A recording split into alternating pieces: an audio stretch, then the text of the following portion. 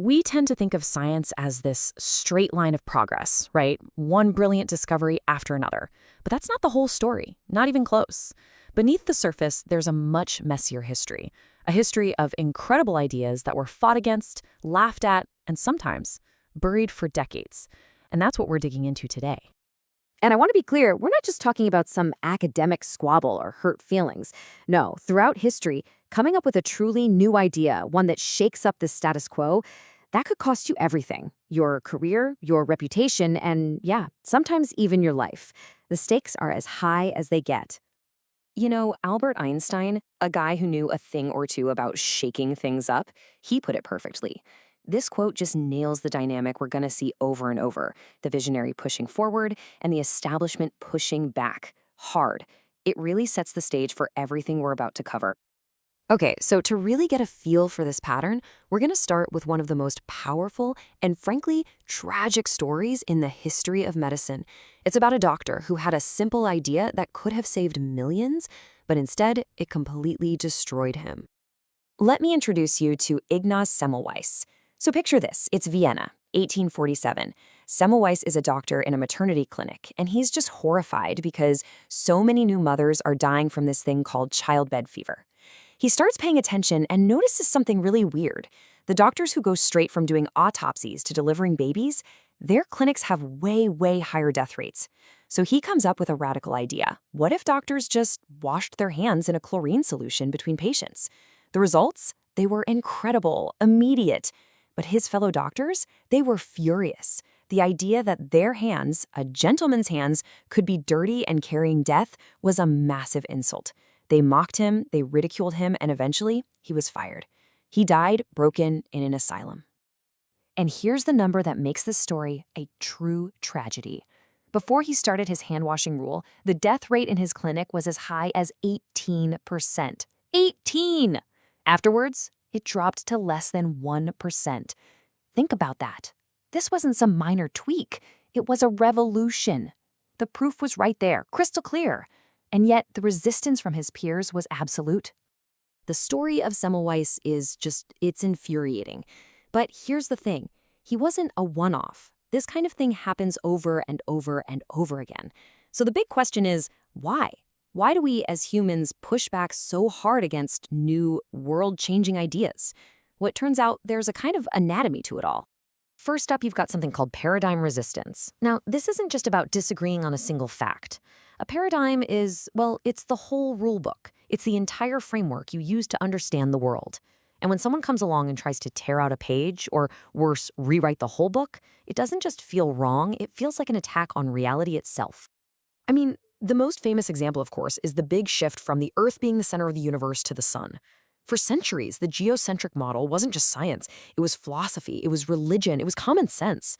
So when guys like Galileo showed up with evidence that actually we're the ones moving, they weren't just questioning an astronomical model, they were questioning everything. And then there's the human element, which is maybe even more powerful. You know, science isn't done by robots in a lab, it's done by people. And people have egos, they have reputations they've spent a lifetime building. A new idea can make a famous expert's entire life's work irrelevant overnight. So yeah, there's a very powerful, very human incentive to just shut it down. Alfred Wegener is a perfect case study for this. Back in 1912, he proposed the theory of continental drift. You know, the idea that the continents are slowly moving around. The geological community at the time basically called him a crazy person. Why? Well, for one, it completely upended their static continents paradigm. But also, Wegener was a meteorologist, an outsider. How dare a weatherman tell geologists how their field works? His idea was dismissed for decades, until the evidence just became too massive to ignore. Okay, so we've seen why these great ideas get rejected. But what about the so what? What's the real cost? Because this isn't just some interesting historical trivia. Delaying progress has a real, tangible, and often devastating human price. And this is where it really hits home. Just look at these numbers. For Semmelweis and handwashing, that 20-year delay meant countless women died from infections that were completely preventable. For Wegener's continental drift, a 40-year delay meant we were basically flying blind when it came to understanding earthquakes or finding crucial natural resources. Gregor Mundel's groundbreaking work on genetics, it sat on a shelf, ignored for over 30 years. Imagine the advances in medicine and agriculture we missed out on. Even the Wright brothers, their proof of flight was initially dismissed for years.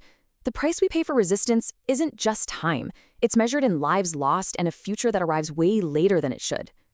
So, learning from all this is absolutely crucial if we don't want to keep making the same mistakes. The big question becomes, how can we build a culture, especially in science, that's not just rigorous, but also brave enough to embrace the next truly revolutionary idea? Well, there seems to be a path forward. First, we have to intentionally fund the weird stuff, the high-risk, high-reward research that pokes holes in what we think we know. Second, we need to break down the walls between different fields.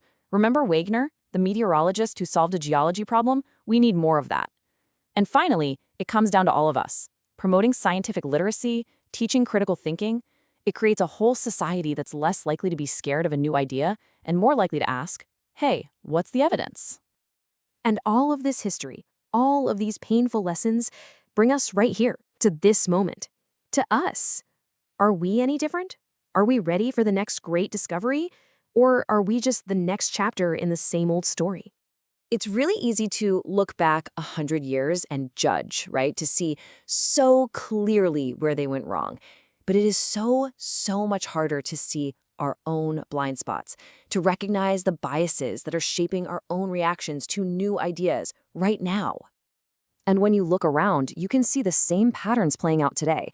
Think about solid-state batteries, which threaten entire massive energy industries, or CRISPR technology being used for human enhancement that brings up huge ethical debates that make a lot of people uncomfortable. AI starting to do scientific research, that's a direct threat to the ego and role of the human scientist. And nuclear fusion, an idea that promises nearly limitless clean energy, but it's constantly battling skepticism and funding fights. Each one of these is facing its own modern-day resistance. And so that's the question I want to leave you with. It's really the only one that matters. Looking back at Semmelweis is easy. The real challenge is looking in the mirror. What game-changing, life-saving discovery are we ignoring today just because it makes us uncomfortable, because it challenges our beliefs, or threatens our jobs? The answer to that question could literally define our future.